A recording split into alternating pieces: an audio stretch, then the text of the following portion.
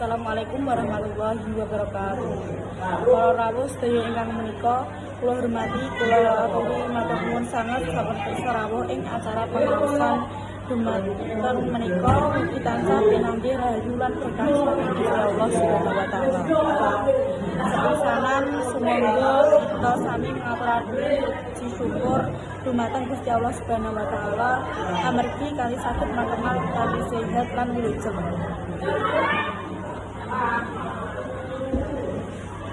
Acara kaping kalih maos doa pembukaan dumateng Bapak atau Ibu kula aturaken. Acara salajengipun inggih punika pengaosan ingkang badhe kapiringaken dening Bapak. Monggo wedal lan akan kula aturaken. Sawise punika sumangga para rawuh saged nampi suguhan ingkang sampun dipun siapke dening panitia. Pungkasaning acara mugi pengaosan punika paring manfaat lan nambah tawarotan sekitar sedaya.